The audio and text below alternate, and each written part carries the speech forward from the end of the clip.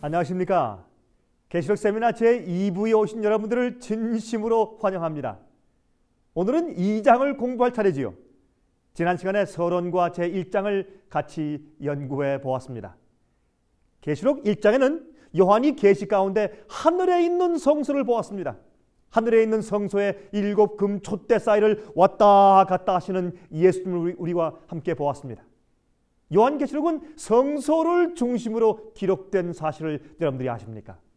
1장에 하늘 성소에 계신 예수님으로부터 이 요한계시록은 시작하는 것입니다. 또한 이 계시록 속에는 가끔 하늘 성전이 열리면서 장면들이 연속해서 보여지고 있는 것입니다. 요한계시록 11장 19절에 말씀하시기를 이에 하늘에 있는 하나님의 성전이 열리니 성전 안에 하나님의 언약궤가 보이며 또 번개와 음성들과 뇌성과 지진과 큰 우박이 있더라 그랬습니다. 하지만 요한계시록 21장 22절을 보면 성 안에 성전을 내가 보지 못하였으니 이는 주 하나님 곧 전능하신 이와 및 어린 양이 그 성전이시니라. 그렇게 말씀한 것을 우리가 볼 수가 있는 것입니다. 여러분이 요한계시록은 성소로부터 시작해서 성소로 끝나는데 성소에서 역사하시는 예수님으로부터 시작해서 나중에 요한계시록 끝에는 다시는 성소가 보이지 않더라는 말씀으로 성경이 이 요한계시록이 끝납니다. 그 이유는 이 죄의 문제를 해결하는 이 성소가 죄가 영원히 사라진 다음에 다시는 필요치 않기 때문에 더 이상 성소가 보이지 않는다는 말씀으로 요한계시록이 끝나는 것입니다. 여러분, 성경에 등장하는 성소는 하나님께서 모세에게 지으라고 특별하게 명령하신 것입니다. 이것은 하나님께서 인류의 죄를 어떻게 다루시며 어떻게 해결하시는지를 보여주시는 청사진인 것입니다. 히브리 8장 5절에 말씀하셨습니다. 저희가 섬기는 것은 하늘에 있는 것의 모형과 그림자라. 모세가 장막을 지으려 할 때에 지시하심을 얻음과 같으니 말씀하시되 삼가 모든 것을 살해서 내게 보이던 본을 쫓아 지으라 하셨느니라 그랬습니다. 여러분, 하늘에 성소가 있습니다. 여러분 아시죠? 이 성소 제도는 하나님의 구원의 방법과 계획을 우리에게 보여주는 청사진인 것입니다. 어떻게 우리 죄를 용서하시며 어떻게 우리가 회개하는 것이며 어떻게 죄를 영원히 없애는가 하는 것을 설명해 주시는 것입니다. 또 어떻게 그리스도인들이 힘을 얻으며 승리의 생활을 살 수 있는지를 보여주시는 제도가 성소 제도인 것입니다. 또 하나님께서 우리 인류를 어떻게 심판하시는가 하는 것을 보여주시기 위해서 만들어주신 것이 바로 성소인 것입니다. 여러분, 성소에는 세 구역이 있습니다. 제일 먼저 양을 잡아 제사하는 성소뜰이 있지요. 그 다음은 첫째 칸이라고 불리우는 성소가 있습니다. 그 다음엔 또 둘째 칸이라고 불리우는 지성소가 있습니다. 여러분, 성소뜰은 예수께서 이 땅에 오셔서 인류의 죄를 위하여 갈바리 십자가에 돌아가신 사역을 설명해 주는 것입니다. 그러므로 그 성소뜰에서 양을 잡아서 번제 드리지 않습니까? 그것은 예수님께서 십자가에서 우리의 번제로 십자가에서 돌아가시는 것을 상징하는 것이 아니겠습니까? 성소뜰은 예수님께서 이 땅에 오셔서 사셔서 행하신 것을 우리에게 설명해 주는 것입니다. 또한 첫째 칸인 성소는 예수께서 부활하시고 승천해서 하늘에 올라신 다음에 하늘 성소에서 우리를 위해서 중보 사업을 하시는 것을 설명해 주는 것이 바로 성소입니다. 또한 두 번째 칸인 지성소는 마지막으로 주님께서 인간의 죄를 어떻게 심판하시며 또한 영원히 도말해서 없애시는가 하는 그 절차를 또 여러분과 제가 그 주님의 역사에 어떻게 우리가 개입되어 있는지를 설명해 주시는 것이 바로 지성소의 사업인 것입니다. 여러분, 제가 이 성소 문제를 강의한 테이프가 있습니다. 여러분, 이 성소 문제를 제가 자세하게 설명했습니다. 이 성소 문제를 좀 자세히 알기 원하는 분들은 주문하시기 바랍니다. 주문하면 저희가 그 비디오 테이프를 보내드리겠습니다. 요한계시록 1장에 예수께서 하늘 성소에서 7 금 촛대 사이를 왔다 갔다 하시는 것을 우리가 보게 됩니다. 여러분, 금 촛대 속에는 감람나무 기름이 들어있죠. 그렇죠? 이것은 올리브 기름입니다. 이 기름은 성령을 성경에서 상징합니다. 그 그 기름 때문에 촛대가 빛을 내지 않습니까? 기름이 떨어지면 빛이 없는 것입니다. 마찬가지로 교회 안에 성령이 없으면 빛이 없는 것입니다. 진리의 빛을 그 촛대가 상징하고 있는 것입니다. 여러분, 계시록에서는 이 7 촛대들을 하나님의 교회로 상징하고 있습니다. 빛을 전달하는 하나님의 교회로 상징하고 있는 것을 볼 수가 있습니다. 요한계시록 1장 20절에 7 촛대는 7 교회라고 말씀하고 있는 것입니다. 예수님께서 그래서 교회를 끊임없이 돌보고 계시는 예수님으로 등장합니다. 혹시 진리의 등불이 꺼질까 봐, 마귀의 역사에 넘어갈까 봐 오른손에는 7 별을 가지시고 누굽니까? 7 교회 지도자들을 오른손에 붙드시고 예수님께서 교회를 위해서 줄곧 역사하시는 모습을 보는 것입니다. 마태복음 28장 20절에 말씀하시기를 볼지어다 내가 세상 끝날까지 너희와 항상 함께 있으리라고 말씀하시지 않습니까? 우리의 개인 생활에서도 예수님께서 우리와 함께 항상 함께 하시는 것입니다. 여러분들은 여러분 마음 가운데 예수께서 항상 내재하시고 항상 인도하시도록 허용하십니까? 여러분은 주님의 것입니까? 여러분은 주님과 함께 같이 동거하고 동행하십니까? 여러분, 오늘날 많은 그리스도인들이 예수님의 현 주소를 모릅니다. 예수님께서 물론 부활하고 승천해서 하늘에 계신 것은 알지만 하늘 어디 계시며 어떠한 일을 하고 있는지 잘 이해하지 못하고 있는 것입니다. 요한계시록 2장과 3장은 사도교회부터 예수님 재림 직전의 마지막 교회까지의 7 시대의 교회의 형편을 예언해 주고 있는 것입니다. 각 시대마다의 교회의 상태에 대해서 설명해 주고 있는 것이라고 말입니다. 에베소, 서머나, 버가모, 두아디라, 사데, 빌라델비아, 라오디게아.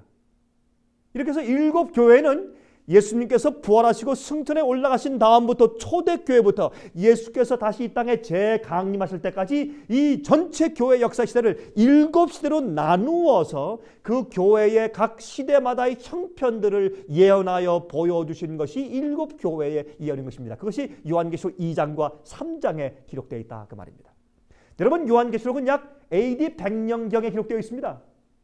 약 AD 100년경에 기록하였습니다. 그 당시에 소아시아에 있었던, 다시 말해서 지금 현재 터키 지방에 있던 교회들의 뿌린 편지인데 그 교회들이 바로 이 세상 역사의 시대 교회들과 어울려서 그 예언을 받고 있는 것입니다. 여러분, 로마의 우편 마차를 위한, 로마에 이제 편지를 보내기 위해서 로마의 우편 마차를 위한 원형을 그리고 있었던 도로, 다시 말해서 하이웨이의 순서대로 그 터키 지방에, 그 소아시아 지방에 그 당시에 7 교회가 위치하고 있었습니다.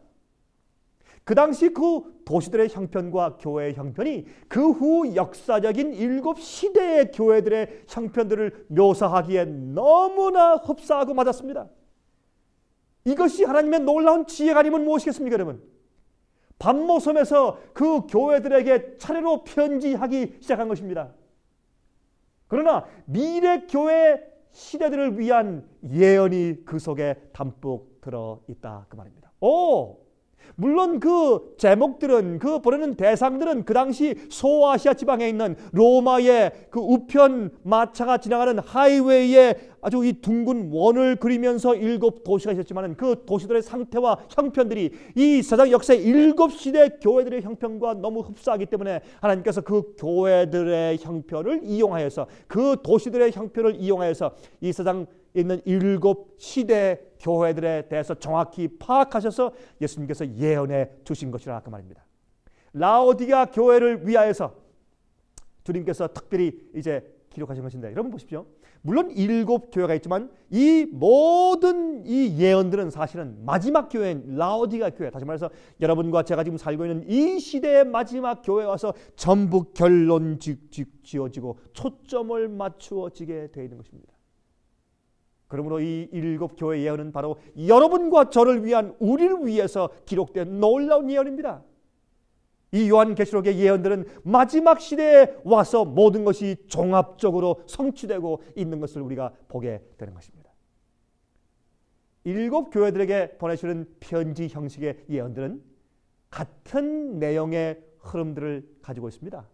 7 교회가 전체 다 그 6 가지의 같은 흐름들을 가지고 있는 것을 우리가 보게 됩니다. 그 흐름들은 다음과 같습니다. 그 첫 번째, 그 도시의 이름의 뜻과 교회의 영적인 형편의 관계에 대해서 기록하셨고, 두 번째, 그 도시의 성격에 대해서 기록했으며, 세 번째, 그 교회에 대해서 칭찬하시는 말씀을 기록했고, 네 번째, 또한 책망의 말씀을 기록했습니다. 그런데 재미있는 것은 다섯 교회가만 책망이 있고 소모나 교회와 빌라델비아 교회는 책망이 없습니다. 또 다섯 번째는 그 교회에 대해서 훈계하시는 말씀을 기록해 두었고, 또 여섯 번째, 이기는 자들에 대해서 그 시대에 그 교회에서 승리하고 이기는 자들에 대한 약속을 기록해 주신 것을 우리가 보게 되는 것입니다. 여러분 기억하십시오.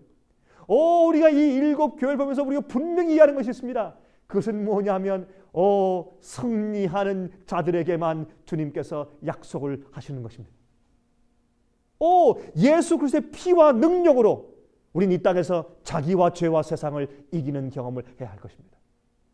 믿는다고 해서 죄에 항상 져서 사는 것이 아닙니다. 믿는다고 해서 무조건 구원이 보장된 것이 아닙니다. 여러분 잘 기억하십시오. 성경은 이기는 자들에게라고 분명히 말씀하고 있는 것입니다. 여러분 이제 요한계시록 2장을 좀 펴서 좀 보겠습니다. 여러분이 요한계시록 2장을 보시면 요한계시록 2장에 이 에베소 교회에 대해서 말씀이 나옵니다. 이제 이 에베소 교회, 첫 번째 교회인 에베소 교회에 대한 그 예를 좀 읽어보도록 하십니다. 2장 1절부터입니다.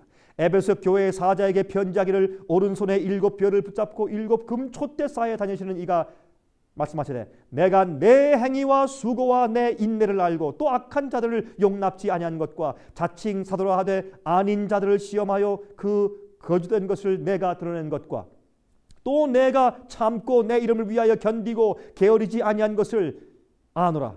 그러나 너를 책망할 것이 있나니 너의 처음 사랑을 버렸느니라.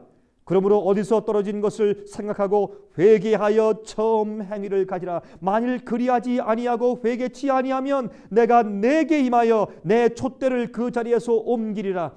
오직 내게 이것이 있으니 내가 니골라 당의 행위를 미워하는도다. 나도 이것을 미워하노라. 귀 있는 자는 성령이 교회들에게 하시는 말씀을 들을지어다. 이기는 그에게는 내가 하나님의 낙원에 있는 생명나무의 과실을 주어 먹게 하리라 말씀했습니다. 여러분 이 교회는 초대교회를 의미합니다. 이 교회는 예수님께서 이 땅에서 부활하시고 승천하신 다음에 있었던 사도교회를 의미합니다. 이 교회는 순결하고 뜨거웠던 교회를 의미합니다. 이 에베소 교회는 AD 34년부터 시작해서 100년까지 이제 갔던 그 시대의 교회를 예언하는 것입니다.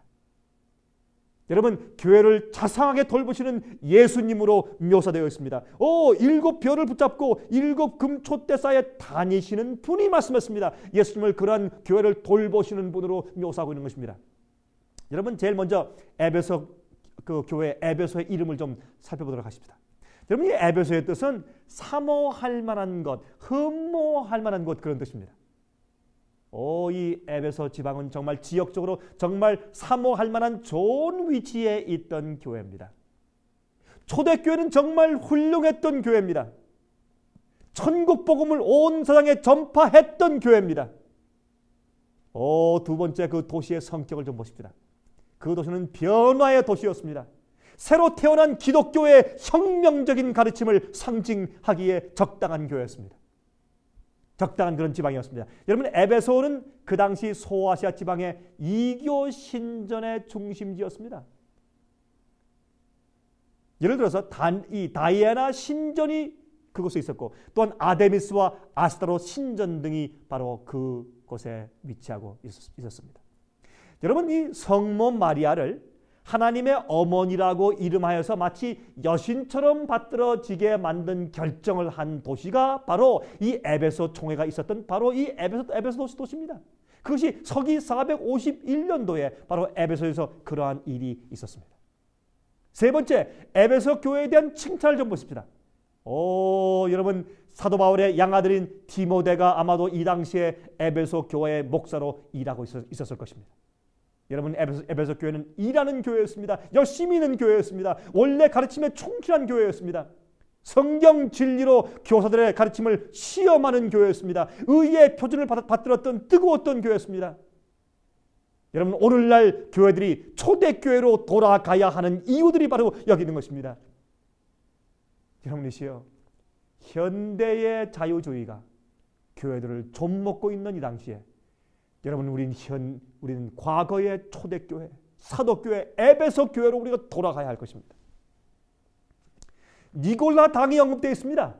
여러분 니골라 당은 이단 설의 가르침을 말합니다. 그 가르침은 율법의 가르침에 순종하기 위하여서 육체의 욕심을 제어할 필요가 없다고 가르치는 것입니다. 다시 말해서 믿기만 하면 되지 우리가 무슨 무엇을 버리고 포기하고 무슨 뭐 따라가고 순종하고 그렇게 할 필요가 없다고 말하는 것입니다. 자유주의입니다. 믿으면 다 된다고 말하는 것입니다. 순종의 중요성을 말살시키는 교리입니다. 오늘날 얼마나 교회에 이러한 니골라당 같은 자유주의의 가르침이 판을 치고 있습니까, 여러분? 잘못된 것입니다. 여러분, 이 에베소 교회 네 번째 책망을 좀 보십시다.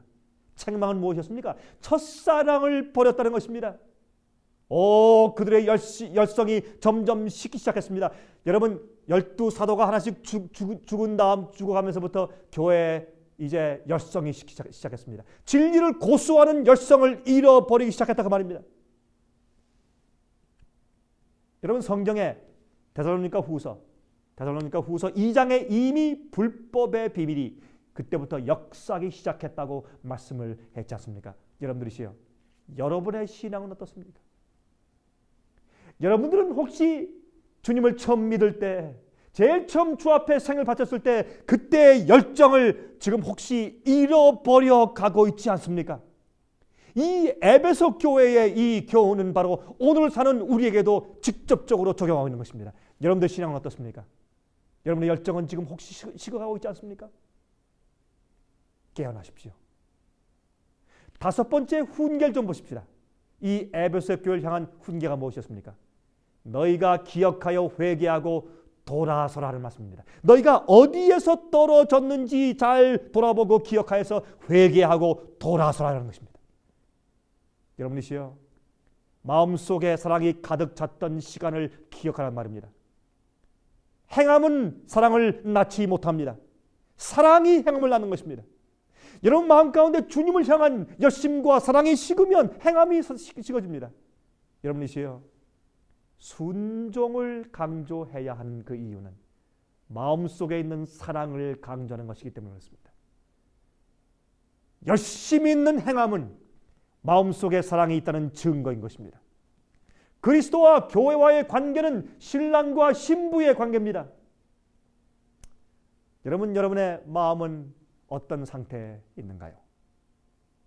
여러분 사랑이 식으면 열심히 사라지게 되는 것입니다. 여러분 마음 가운데 조용히 기도하시면서 여러분들이 처음 믿을 때보다 지금 어떤 상태에 있는지 살펴보지 않겠습니까?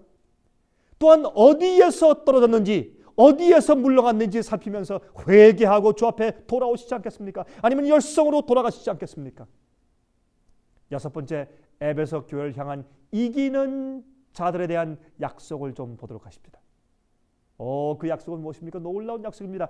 하나님의 낙원에 있는 생명나무의 과실을 주어 먹게 할 것이라는 약속입니다. 영원한 생명, 영원히 사는 특권, 인간 복제가 아닙니다. 영원히 살 수 있는 몸과 생명력을 주시겠다고 말입니다.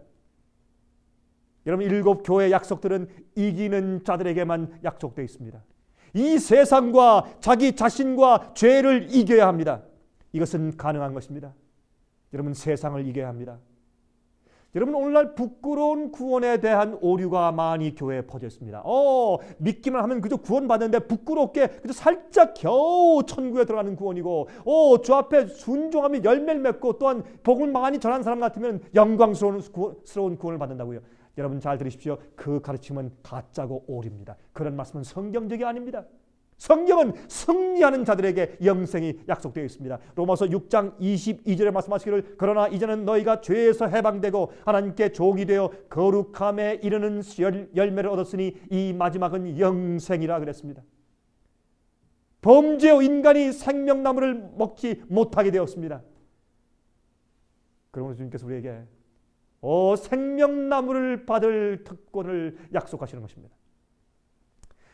그러므로 우리는 매일 예수께서 주시는 생명의 양식을 먹어야 합니다. 예수 그리스도의 말씀이 이 땅에 있는 생명나무입니다. 여러분 아십니까? 예수의 말씀이, 성령 말씀이 이 땅에 있는 생명나무입니다. 이 말씀으로만 변화될 수 있고 이 말씀으로 변화된 자들만, 다시 말해서 이기는 자들만이 생명나무의 실과를 먹게 됩니다. 이 말씀으로 마음을 채우시고 머리를 채우십시오. 세상의 더러운 것들을 보고 더러운 것들을 읽고 더러운 것들을 들으면서 그런 것들로 생존 경쟁만으로 마음을 채우지 마십시오. 주위에 살아있는 말씀, 생명의 말씀을 채우십시오. 그렇게 해서 세상을 이기는 자들에게 생명나무의 실과를 먹게 한다고 약속했습니다. 여러분, 7 교회의 예언들에 기록된 흥미있는 한 가지의 표현이 있습니다. 그것은 무엇이냐면 귀 있는 자는 성령이 교회에게 하시는 말씀을 들을지어다 하는 표현입니다. 이것은 영적인 귀를 말하는 것입니다. 이것은 거듭난 경험이 있는 영적인 자라야 성령의 음성이 들린다는 뜻입니다. 마음속에 들리는 하나님의 음성을 말합니다. 들을 귀가 있는 자만 이 예언을 알고 깨닫고 해석할 수 있다고 하는 것입니다. 또한 너희가 회개치 아니하면 내가 촛대를 너희에게서 옮기겠다고 했습니다. 주님께서 우리에게 다 은혜를 주시고 또한 우리에게 사명을 주셨습니다. 우리가 주 앞에 순종하고 진리를 따라서 계속 따라가지 않으면 주님께서 촛대를 우리에게서 옮기실 것입니다. 다른 사람들에게 주실 것입니다. 순종하고 따라오며 이기는 자들에게 주실 것입니다. 여러분, 촛대를 옮긴다고 하는 것은 성령께서 더 이상 역사하실 수가 없다는 뜻입니다. 두려운 이야기입니다, 여러분. 많은 그리스도인들이 의심과 세속적인 소리들로 귀가 먹어 있습니다. 성령의 음성을 듣지 못하고 있는 것입니다. 여러분들은 성령의 음성을 들으십니까? 첫사랑을 잊어버리지 않으셨습니까? 여러분, 두 번째 교회를 보십시다. 두 번째 교회는 서머나 교회입니다. 요한계시록 2장 8절부터 11절까지 제가 읽겠습니다. 요한계시록 이제 2장 8절부터 11절까지 읽겠습니다. 서머나 교회의 사자에게 편지하기를 처음이요 나중이요 죽었다가 살아나시니가 말씀하시되 내가 내 환난과 궁핍을 나누니 실상은 내가 부유한 자니라. 자칭 유대인이라 하는 자들의 회방도 아노니 실상은 유대인이 아니요 사탄의 회라. 내가 장차 받을 고난을 두려워 말라. 볼지어다 마귀가 장차 너희 가운데서 몇 사람을 옥에 던져 시험을 받게 하리니 너희가 10일 동안 환난을 받으리라. 내가 죽도록 충성하라. 그리하면 내가 생명의 멸류관을 내게 주리라. 귀 있는 자는 성령이 교회들에게 하시는 말씀을 들을지어다. 이기는 자는 둘째 사망의 해를 받지 아니하리라 하셨습니다.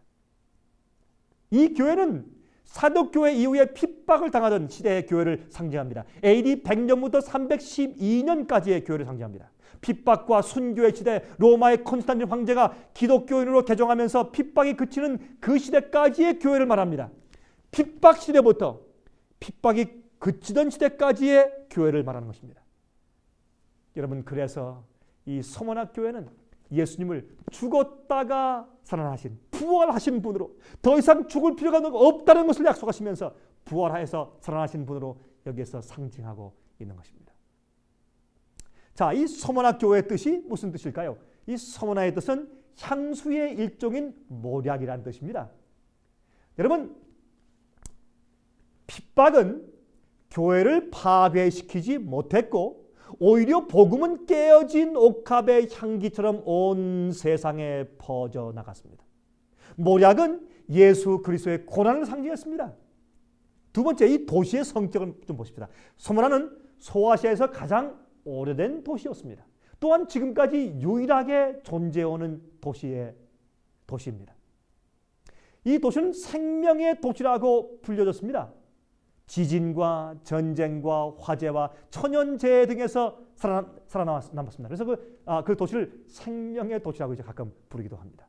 온갖 핍박에도 견뎌낸 이 교회를 상징하기에 얼마나 적합한 그런 이름인지 모르겠습니다. 세 번째 칭찬은 무엇입니까? 실상은 너희가 부유한 자라. 너희가 핍박받고 가난하게 보이지만 그러나 너희가 실상은 참으로 부유한 자라고 말씀하는 것입니다. 유명한 순교자 폴리캅이 이 도시 교회의 감독이었습니다. 여러분, 폴리캅 이야기 아시죠? 그를 잡으러 온 자들을 종들에게 잘 대접하라고 부탁했습니다. 그를 잡아 죽이려고 온 사람들을 잘 대접했습니다. 또한 로마 총독 앞에 끌려갔습니다. 황제를 숭배하라고 말했습니다. 그때 그가 나는 그렇게 할 수 없다고 말합니다.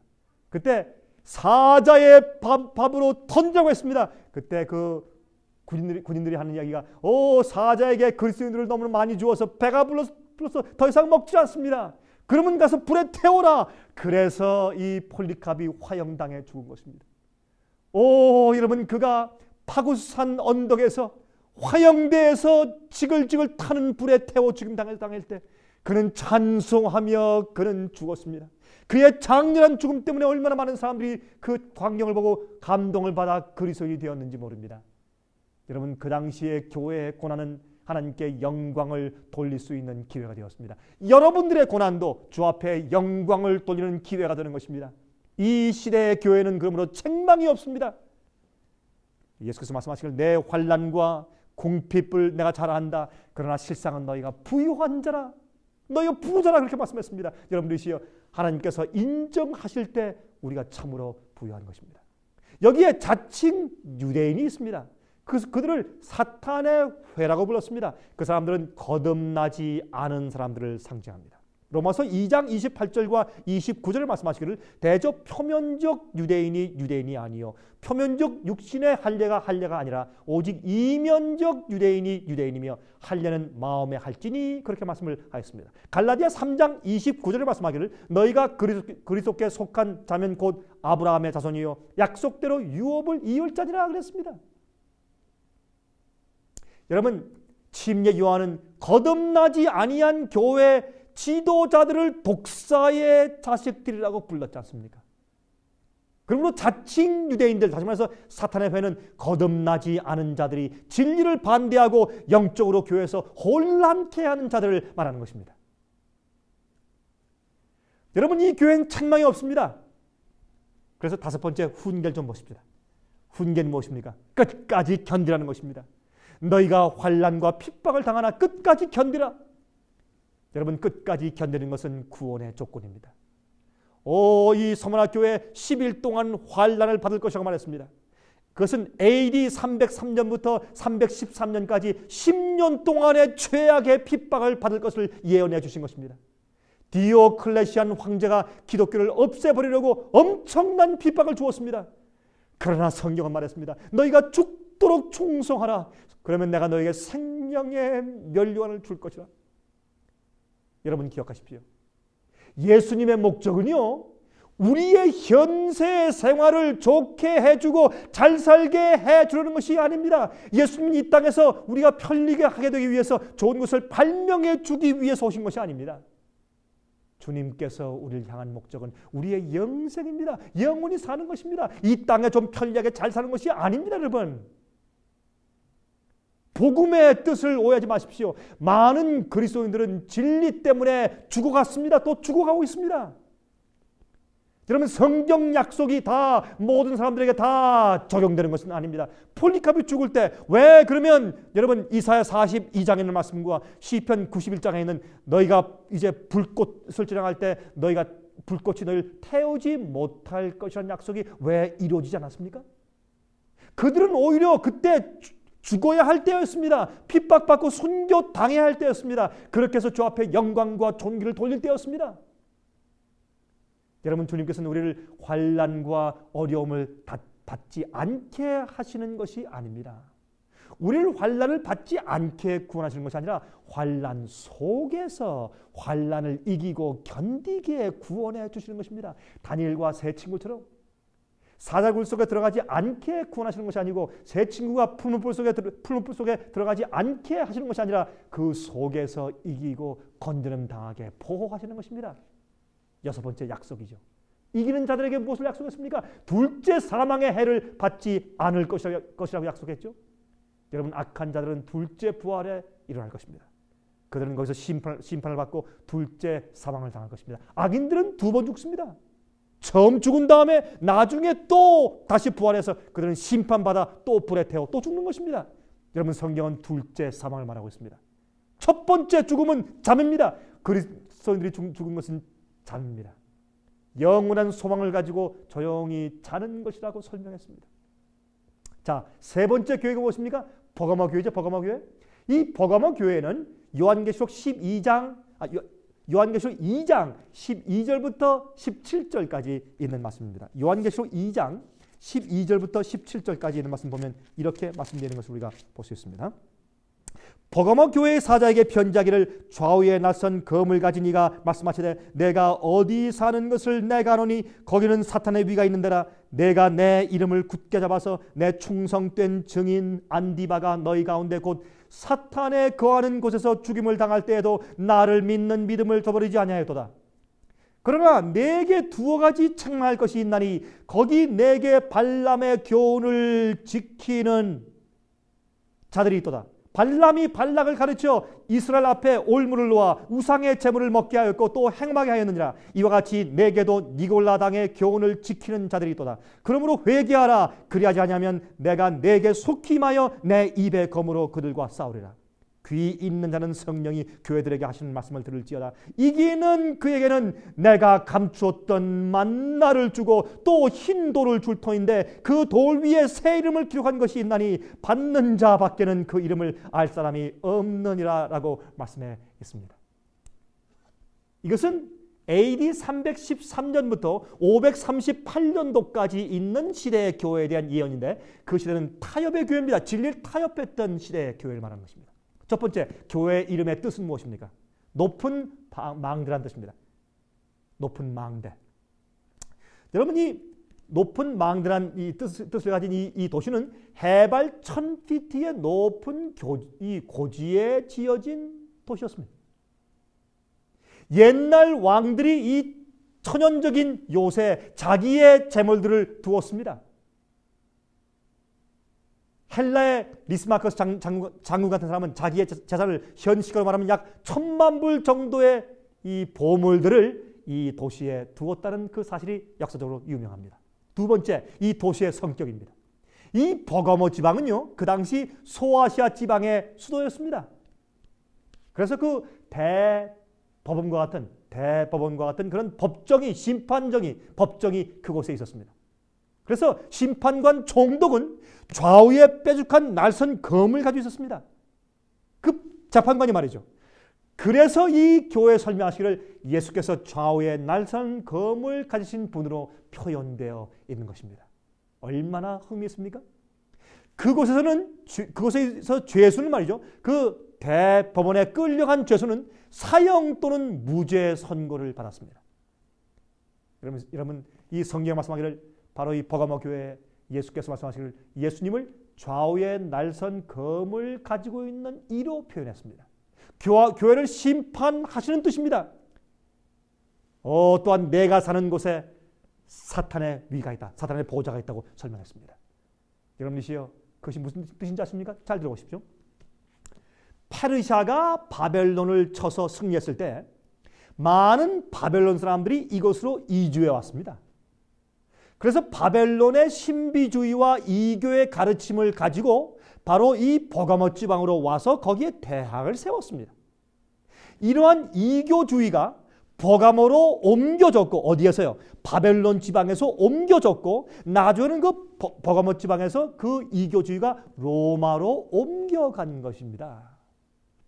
이것이 역사적인 고찰입니다. 그래서 이 이교 종교의 지도자를 폰티펙스 맥시무스라고 불렀습니다. 폰티펙스 맥시무스. 이 폰트라는 뜻은 다리라는 뜻입니다. 다리, 브리지. 또한 팍티오라는 뜻은 내가 만든다는 뜻이었습니다. 또한 맥시무스는 가장 위대한 자, 그런 뜻이었습니다. 그래서 이 폰티펙스 맥시무스는 가장 위대한 다리 건축가, 그런 뜻이었습니다. 여러분, 그게 무슨 뜻인지 아십니까? 그것은 창세기 11장에 하늘과 땅을 이을 다리를 건축한 역사가 나오죠. 그것이 무엇이었습니까? 바벨탑이지요. 홍수 이후에 하나님을 떠난 자들이 홍수의 이유를 알려고 구름 위에까지 닿을 탑을 건설했습니다. 그렇게 해서 하나님의 심판을 인간의 힘으로 파괴하고 피하려고 하는 뒤에 그 심판의 역사를 피하려고 하는 그런 반역의 역사가 바로 바벨탑을 쌓는 것이었죠. 그런데 흥미있는 것은 그 당시에 이교주의의 책임자 이름이 바로 이런 다리를 쌓는 자라는 뜻이었습니다. 무엇입니까? 바벨탑을 쌓던 사람들의 후예입니다. 그런데 재미있는 것은 바티칸에 있는, 잘 들으십시오. 바티칸에 있는 교황을 폰티펙스 맥스무스라고 부릅니다. 폰티펙스 맥스무스라고 교황을 불러요. 참 이상하죠? 이 버가모는 그래서 바벨론의 신비의 이교의 종교와 로마를 연결시켜주는 교량 역할을 해준 도시인 것입니다. 여러분, 이 버가모 교회 시대는 기독교가 이교의 가르침과 철학을 교회로 끌어들여서 타협하기 시작한 교회입니다. 진리를 떠나서 배도했던 교회입니다. 여러분, 그곳에는 제우스의 신전이 있었습니다. 근데 그 신전 안에는 항상 뱀이 있었습니다. 그들은 뱀신을 숭배했습니다. 그 뱀을 치료의 신이라고 불렀습니다. 인간을 가르치는 뱀이라고 불렀습니다. 여러분, 인간이 타락할 때 에덴 동산에 누가 왔습니까? 뱀이 왔죠. 참 이상하죠. 그곳에 버가모에 의과대학이 있었습니다. 근데 그 의과대학의 상징이 뭐냐면 두 마리의 뱀이 기둥을 틀고 올라가는 모습입니다. 여러분, 오늘날 의사들의 상징이 뭡니까? 의학의 상징이 뭐예요? 기둥에 두 뱀이 틀고 올라가죠. 그것은 버가모 교회, 다시 말해서 이 바벨론의 철학을 그대로 따온 것입니다. 그래서 선악을 알게 하는 지식을 주는 뱀이라고 그들이 불렀습니다. 자, 이 교회 세 번째 칭찬을 좀 보십시다. 자, 칭찬은 무엇입니까? 너희 가운데 충성된 증인인 안디바가 있다고 했습니다. 충성된 증인인 안디바. 여러분, 안디바의 뜻이 무엇입니까? 그것은 안티는 반대라는 뜻이야. 엔타이, 반대. 또 파파스는 그건 father 혹은 교황이라는 뜻이죠. father, 교황. 그래서 이것은 교황을 반대하고 교황의 가르침과 교황의 이제 압제 항거하는 자들이라, 그런 뜻입니다. 주님께서 그들의 믿음과 용기를 어떻게 해요? 칭찬하셨습니다. 그 당시에 교회에 이교의 가르침이 들어오고 교회가 정치적으로 변하고 타협할 때 그때 믿음과 용기를 가지고 진리를 보호하면서 수호하면서 저항하는 자들이 있었습니다. 주께서 그들을 칭찬했습니다. 네 번째 책망입니다. 니골라 당에 대해서 책망했습니다. W.M. 램시 박사의 아시아의 7 교회에 보내어진 편지들이란 책의 289페이지부터 301페이지에 보면 이런 말씀이 기록되어 있습니다. 니골라 당은 계명을 지키기 위하여 육체의 욕심을 제어할 필요가 없다는 자유주의 사상을 가르쳤으며 로마 황제에게 분양하며 제사하여도 괜찮다는 마귀의 가르침을 한 유식한 학자들의 파들이었다 그랬습니다.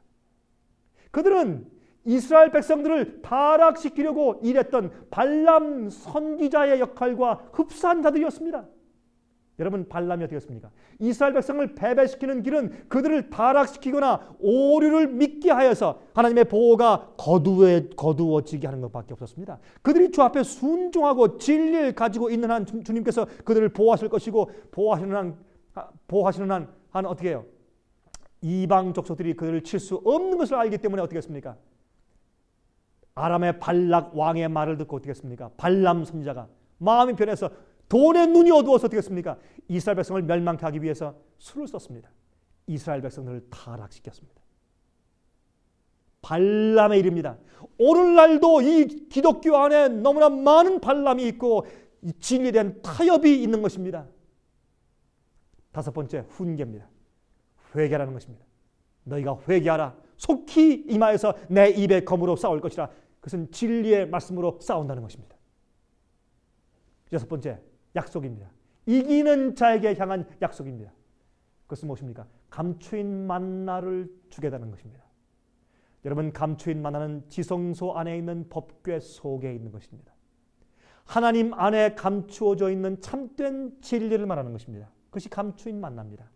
그리스도인들이 먹고 살아야 할 참 하나님의 만나 양식을 말하는 것입니다. 생명의 떡을 말하는 것입니다.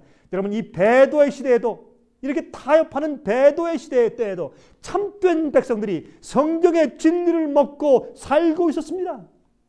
참된 백성들만. 예레미야 15장 16절에 만군의 하나님 여호와시여 나는 주의 이름으로 일컬음을 받는 자라. 내가 주의 말씀을 얻어 먹었사오니 주의 말씀은 내게 기름과 내 마음의 즐거움이오나 그랬습니다. 여러분들이시여, 만나는 해가 뜨거워지면 사라졌습니다. 아침에 거두었습니다. 여러분 조용한 아침에 여러분들은 무엇 하십니까? 어디에 시간을 바치십니까? 조용히 생명의 말씀인 만나를 감추어진 만나를 먹으십니까? 또한 이 교회에 흰 돌을 주겠다고 약속했습니다. 흰 돌은 그 당시에 판사가 정죄 시에는 검은 돌을 주었고 또한 무죄 선고 시에는 흰 돌을 주었습니다. 노예나 종을 해방할 때 흰 돌을 주었고 그 위에 새로운 이름을 기록해 주었습니다. 여러분 우리가 죄에서 해방되고 영원히 자유케 되고 영원히 살게 될 때 주님께서 우리에게 새 이름을 기록해서 흰 돌을 주시는 것입니다. 우리에게 흰 돌을 받을 것입니다. 영원히 승리하는 상징인 흰 돌. 요한복음 8장 36절에 말씀하시기를 그러므로 아들이 너희를 자유케 하면 예수님이죠. 그러므로 아들이 너희를 자유케 하면 너희가 참으로 자유하리라 그랬습니다. 여러분은 자유하십니까? 여러분은 죄에서 자유하십니까? 마귀에서 자유하십니까? 네 번째 교회입니다. 두아디라 교회입니다. 요한계시록 2장 18절부터 29절 제가 읽겠습니다. 여러분이 두아디라 교회도 참 흥미있는 교회임에 틀림이 없습니다. 요한계시록 2장 18절부터 29절까지 읽겠습니다. 두아디라 교회의 사자에게 편지하기를 그 눈이 불꽃 같고 그 발이 빛난 주석과 같은 하나님의 아들이 말씀하시되 내가 내 사업과 사랑과 믿음과 섬김과 인내를 아노니 내 나중 행위가 처음 것보다 많도다. 그러나 내게 책망할 일이 있노라. 자칭 선지자라 하는 여자 이세벨을 내가 용납함이니 그가 내 종들을 가르쳐 꾀어 행음하게 하고 우상의 제물을 먹게 하는도다. 또 내가 그에게 회개할 기회를 주었으되 그 행음을 회개하고자 아니하는도다. 볼지어다 내가 그를 침상에 던질 터이요 또 그로 더불어 간음하는 자들도 만일 그의 행위를 회개치 아니하면 큰 환난 가운데 던지고 또 내가 사망으로 그의 자녀를 죽이리니 모든 교회가 나는 사람의 뜻과 마음을 살피는 자인 줄 알리라. 내가 너희 각 사람의 행위대로 갚아주리라.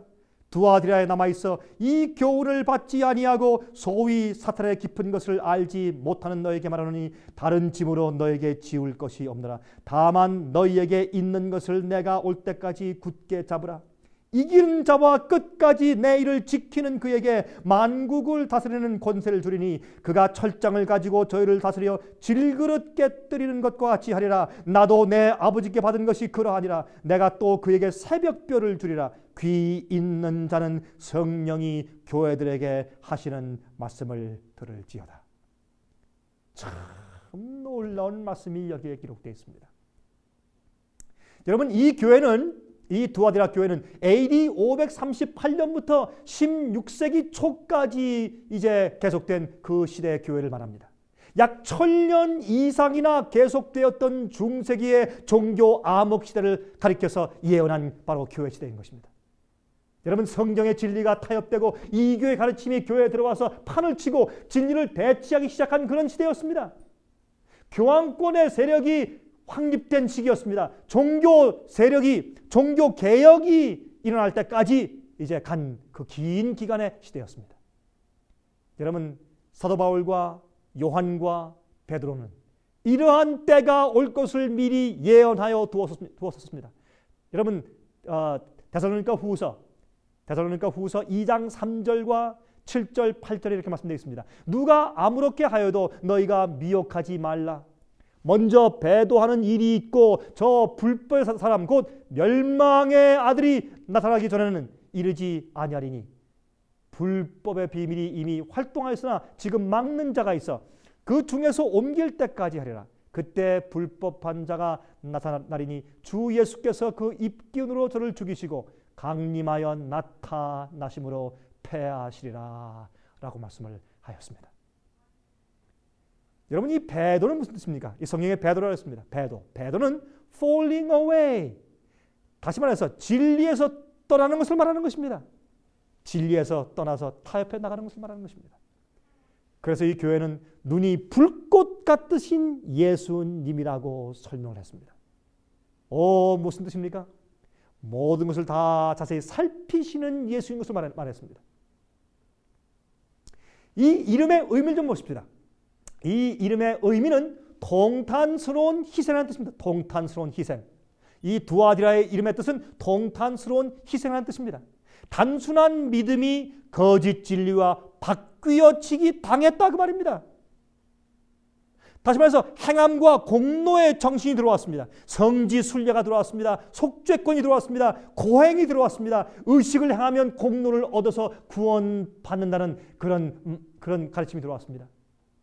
고해 성사가 들어왔습니다. 인간이 세운 제사장들, 인간이 세운 사람들을 앞에 가서 죄를 고하는 고해 성사의 제도가 들어왔습니다. 이렇게 해서 사실은 비진리가 들어와서 진리를 희생시켜서 통탄스러운 희생을 한 그런 시대라 그 말입니다. 두 번째, 교회의 특징입니다. 그 특징은 그것은 군대를 주둔시켰던 곳이지만 천연적인 방어물이 없는 허약하게 보이던 도시였습니다. 이곳에 놋과 동으로 물건을 만드는 재련소가 있었습니다. 또한 자주색과 붉은색 옷감을 만드는 공장들이 그곳에 있었습니다. 바울이 전도한 자주 옷감 장사 루디아가 바로 이곳에서 복음을 전했던 사람이죠. 불꽃 같은 눈을 가지신 분이란 표현은 바로 이 교회만 기록되어 있는 것입니다. 이 시대는 암흑 시대였습니다. 타협의 시대였습니다. 교회가 죽은 시대였습니다. 교황권이 힘을 받은 시대였습니다. 이 교회 가르침이 들어와서 교회에서 판을 치는 시대였습니다. 교회가 깜깜해진 시대였습니다. 어두운 시대였습니다. 종교 암흑 시대였습니다.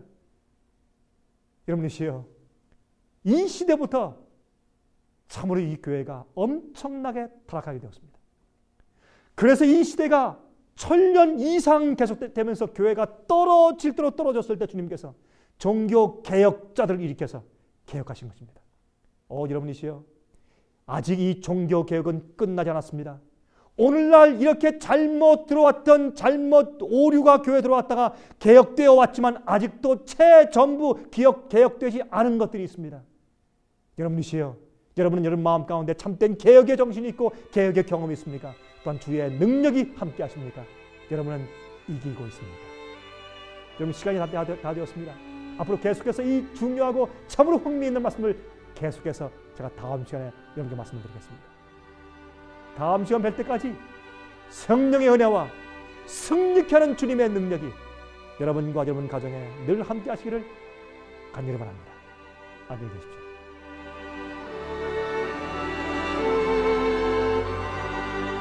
은혜스러운 시간 되셨습니까? 저희 생애빛 선교센터에서는 여러 가지 성경 연구 코스를 마련해 놓고 여러분들께 보급해 드리고 있습니다. 먼저 성경 연구 단기 코스는 성경에서 꼭 이해해야 할 24가지의 중요한 주제들을 공부하도록 고안된 성경 연구 교재이며, 요한계시록을 통한 성경교리 연구 코스는 요한계시록을 통하여 성경의 교리와 진리들을 연구하도록 만든 과정입니다. 또한 예언서인 다니엘서를 공부하고 싶지만 혼자 공부하기가 어려운 분들을 위해서 마련된 다니엘 예언 연구 코스도 있습니다. 이 교재에는 다니엘서에 나오는 각종 어려운 상징들이 아주 쉽게 설명되어 있습니다. 생애빛에 마련된 모든 성경 연구 과목들은 통신으로, 가정에서, 그리고 본인의 편리한 시간에 혼자서 공부할 수 있도록 편집되어 있어서 아주 편리합니다. 또한 이 모든 과정들은 무료로 공부하실 수 있습니다. 신청하실 번호는 무료 전화번호 1-877-704-1004번입니다. 1-877-704-1004번으로 전화해 주시기 바랍니다. 미국 동부 시간으로 월요일부터 금요일까지 9시에서 5시 사이에 전화해 주시기 바랍니다. 그럼 다음 방송 시간까지 안녕히 계십시오.